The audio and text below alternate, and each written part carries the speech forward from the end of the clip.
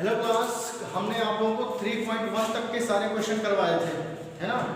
3.1 तक के हमने आप लोगों को सारे क्वेश्चन करवाए थे। अब 3.2 का पहला क्वेश्चन अभी भी ग्राफ पर ही है, ठीक है। अभी भी ग्राफिकल मेथड से ही सॉल्व करना है उसको। 3.2 का पहला क्वेश्चन ये कह रहा है कि 10 student of class 10 took part in mathematics quiz.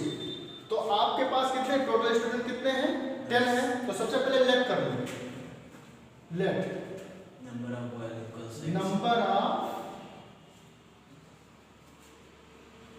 Equal to कितना हो गया?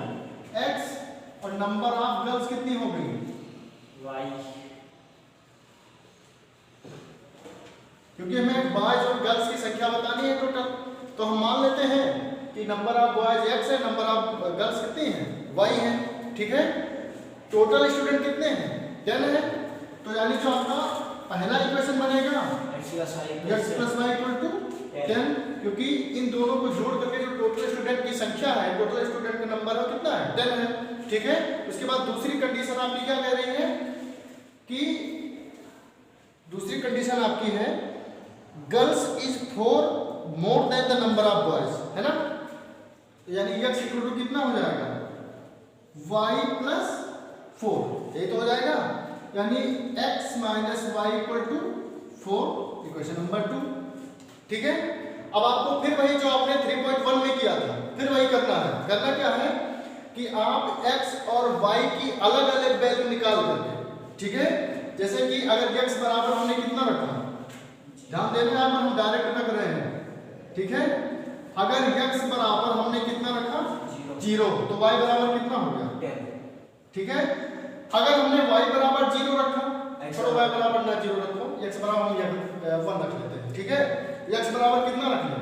1, तो y = कितना हो जाएगा? भाई एक इधर जाएगा, माइनस हो जाएगा, है ना। निकल आई दो वैल्यूज। इक्वेशन ये फ्रॉम इक्वेशन किससे है? फर्स्ट, ये सेकेंड, फ्रॉम इक्वेशन सेकेंड। अगर हम x बराबर 0 रखें, y बराबर -7, ध्यान देना। पिछली क्लास में हम चर्चा कर चुके हैं इसके बारे में, ज्यादा से ज्यादा चर्चा किए थे, तो इसलिए थोड़ा सा हम इसको अब फ्लो में लेकर के चल रहे हैं। अगर x बराबर 0 रखेंगे तो -y = 4 आएगा, ये माइनस उधर चला जाएगा, तो y = कितना हो जाएगा? -4 हो जाएगा। यानी x बराबर 0 तो y बराबर -4। अगर अब हम जो है y बराबर 0 रखते हैं तो x बराबर कितना आ जाएगा? +4, है ना।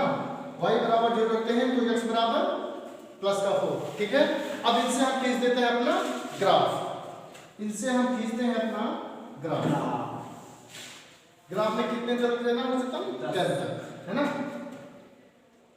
1 2 3 4 5 6 7 8 9 10, ये हो गया 1 2 3 4 5 6 7 8 9 10, 1 2 3 4 5 6 7 8, 1 2 3 4 5 6 7, ठीक है। सभी लोग जानते हैं पॉजिटिव का x होता है, पॉजिटिव का y, नेगेटिव का x, नेगेटिव का y, सभी लोग जानते हैं, ठीक है।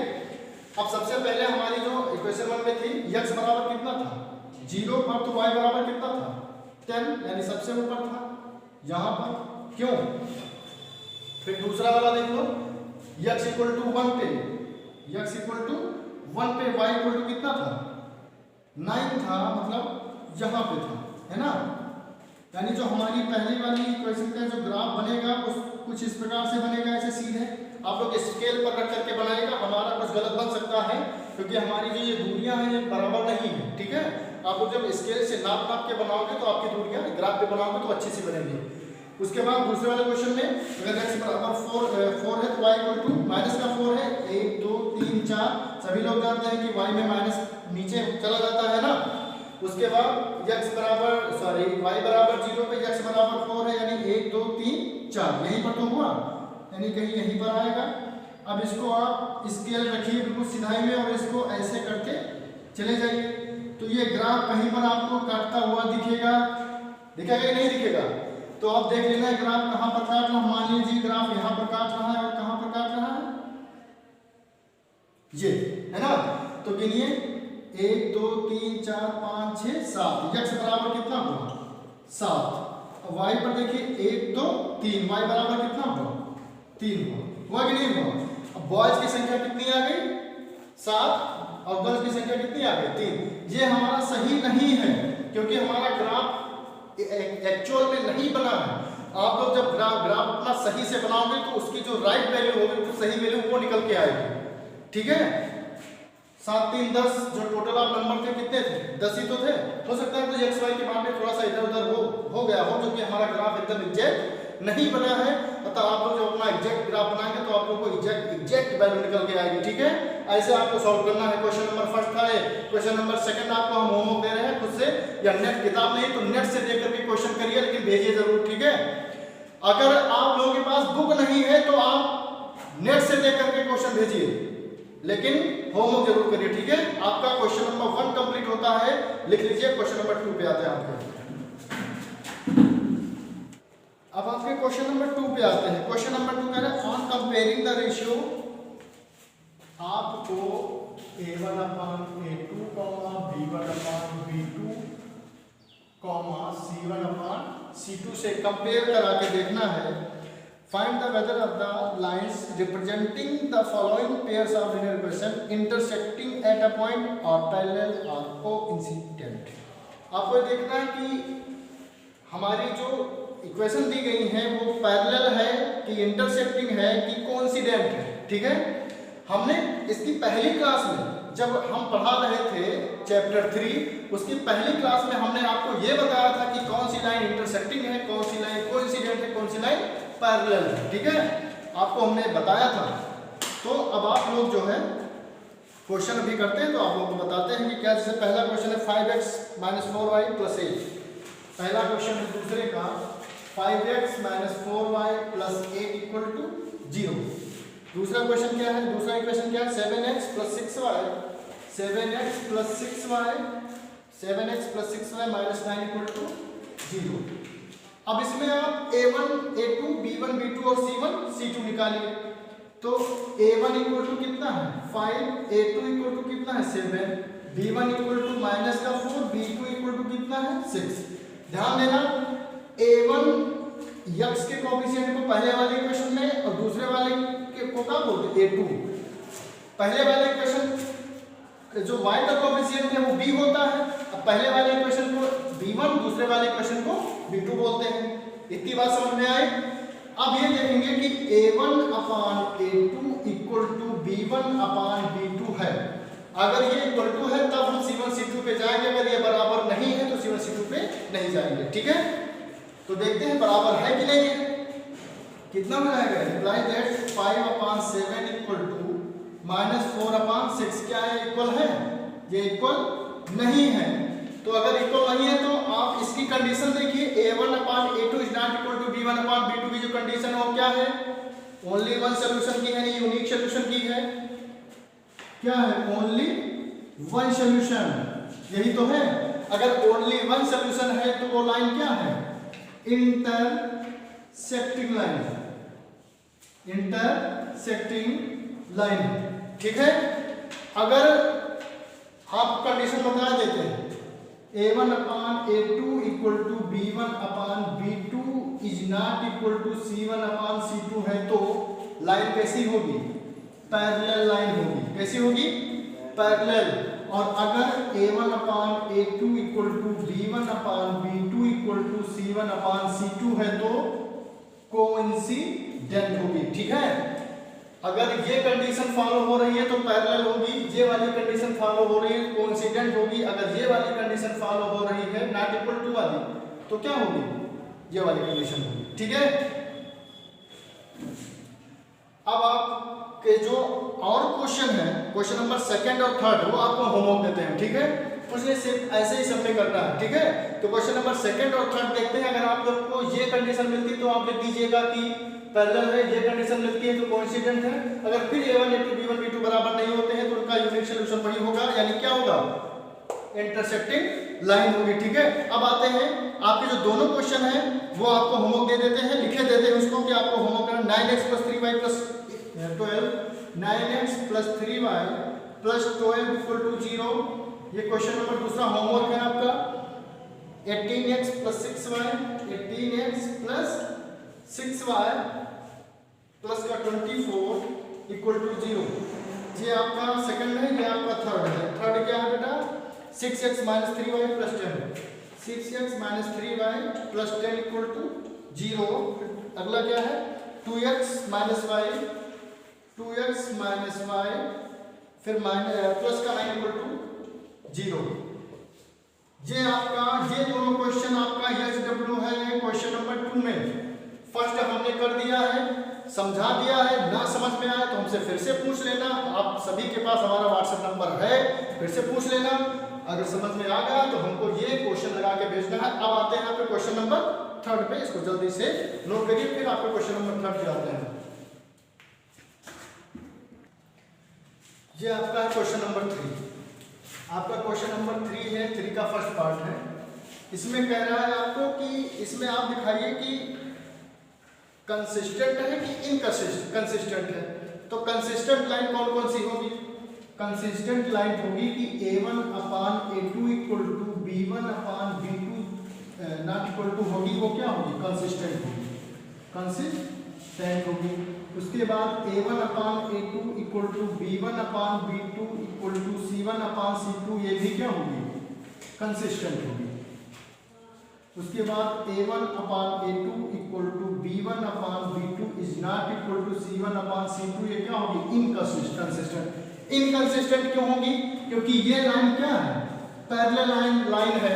ये वाली ऐसे जब लाइन का ग्राफ बनेगा तो ये ग्राफ पैरेलल लाइन का बनेगा, कहीं पर कट नहीं करेगा, ठीक है।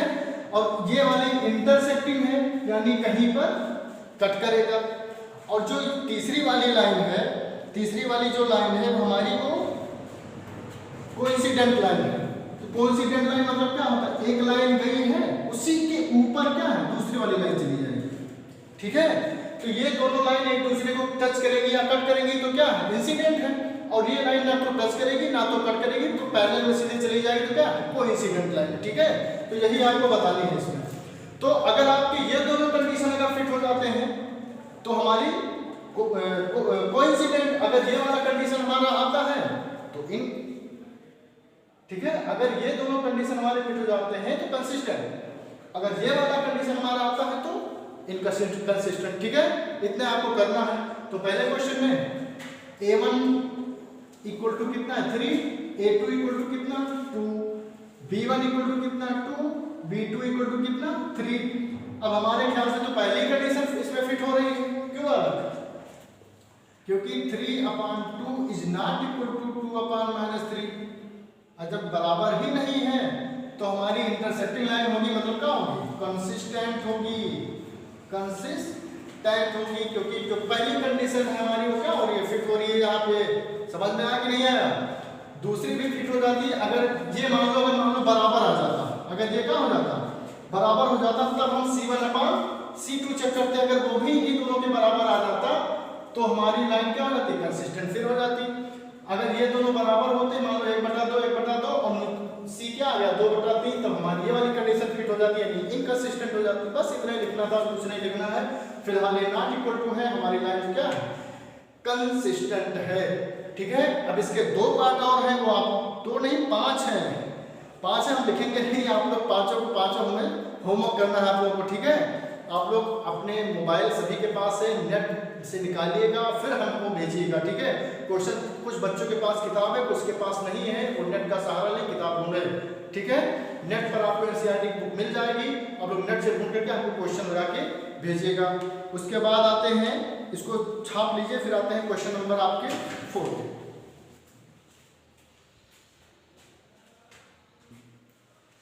अब आपका जो चौथा क्वेश्चन है वो भी कह रहा है कि इक्वेशन कंसिस्टेंट और नॉट कंसिस्टेंट। इफ कंसिस्टेंट तो भी सॉल्यूशन ग्राफिकली आप में ऐसे x प्लस वाई बराबर 5 और दूसरा वाला क्या है 2x plus 2y equal to 2x plus 2y equal to कितना है बेटा 10। ये बताओ कंसिस्टेंट है कि इनकंसिस्टेंट है। तो अब हम a1 a2 b1 b2 c1 c2 नहीं लिखेंगे, सीधे 1/2 ये कितना है 1/2, ये भी तो 1/2 है, 5 × 5 5 दूनी 10, यानी ये भी कितना है, तीनों बराबर है तो क्या है, कंसिस्टेंट है। अगर ये बराबर नहीं होता तो इनकंसिस्टेंट हो जाता है ना। अब ये बात आ रही कंसिस्टेंट है तो इसको आप सॉल्व करिए ग्राफिकली, है ना। अगर ये कंसिस्टेंट आ गया ना, और क्या है, कंसिस्टेंट है, तो कंसिस्टेंट है तो आप इसको सॉल्व करना है, सॉल्व करना है, एक्स वाई की वैल्यू निकालो, ग्राफ बनाओ, जो आप करते आ रहे हो, फिर वही करना है, तो ये आपका होमवर्क है, ठीक है। इसमें कितने क्वेश्चन है, 4। फिर आपको अच्छा खासा आज होमवर्क मिल रहा है, करिएगा घर पे, आप लोग 2 दिन का काम है, ठीक है, खूब होमवर्क है। 4 क्वेश्चन इसमें है। अब इसको भी ग्राफिकली आपको सॉल्व करना है, ठीक है। तो ये हम सॉल्व अब नहीं कराएंगे, ग्राफ पर सॉल्व करना है, एक्स वाई की वैल्यू निकालो, ग्राफ बनाओ, आपको भली बात आता है। अब आते हैं आपके क्वेश्चन नंबर 5 पे। क्वेश्चन नंबर 5 आपका कह रहा है, half the perimeter of a rectangle garden whose length is 4 metre more than and width 36, find the dimension of the garden. इसमें भी आपका सिर्फ हम क्या कराएंगे, इक्वेशन बनवाएंगे, बस और कुछ नहीं करेंगे, ठीक है। क्वेश्चन नंबर 5 में तो किसमें कह रहा है, रेक्टेंगल का जो एरिया होता है, सॉरी पेरीमीटर होता है, कितना होता है, लंबाई गुणे कितना होता है, लेंथ इंटू ब्रेड पेरीमीटर होता है, तो फिर एरिया क्या होता है, ठीक है, 1/2 2 टाइम x प्लस y, ठीक है। उसके बाद आपका ये कितना है, कितना दिया गया, 36, कितना दिया गया, 36, 2 से 2 कैंसिल हो जाएगा, यानी x प्लस y को कितना हो जाएगा, 36, इक्वेशन नंबर फर्स्ट। फिर दूसरा क्या कह रहा है कि whose length is 4 more than the breadth, तो ये तो भैया अच्छा है, y प्लस 4, 4 जाता है लंबाई चौड़ाई से, तो x इधर ले आओ, x minus y equal to, equation number, दोनों इक्वेशन मिल रही है, x y की वैल्यू ग्राफ पे निकाल के ग्राफ बना दो, ठीक है। फिर वही आपको करना है, ग्राफ आप घर पे बनाइएगा। Question number 6, given the linear equation whose another line, equation of 2, इसमें एक इक्वेशन आपको दिया गया है, क्वेश्चन नंबर 6 है 2x plus 3y minus 8, 2x plus 3y minus 8 equal to 0। अब आपको अपने तरफ से एग्जांपल देना है, कोई ऐसा एग्जांपल दिया जाए जिससे इंटरसेक्टिंग लाइन हो जाए, ठीक है। अब इंटरसेक्टिंग लाइन की कंडीशन क्या थी, a1/a2 is not equal to b1/b2। अगर ये आपको कंडीशन याद है तो आप बना ले जाओगे, तो सीधे सीधे क्या कर दो, 3x plus 4y minus 9 equal to 0 हो गया। क्यों, क्योंकि 2/3 इज नॉट इक्वल टू 3/4, क्यों, कहीं है बराबर, और जब बराबर नहीं है तो हमारी जो ये कंडीशन हो गई वो इंटरसेक्टिंग लाइन की हो गई, ठीक है। एक हमने बना के दिखा दिया, सिर्फ आप बनाइए, दिस एक्सरसाइज इज क्लोज्ड, ठीक है। आपकी जो ये एक्सरसाइज है ये क्या हुई, कंप्लीट हो गई। अब इसमें जो क्वेश्चन आप ना समझ पाइएगा बेझिझक आप हमसे पूछ लीजिएगा। अब जो अगली क्लास होगी वो 3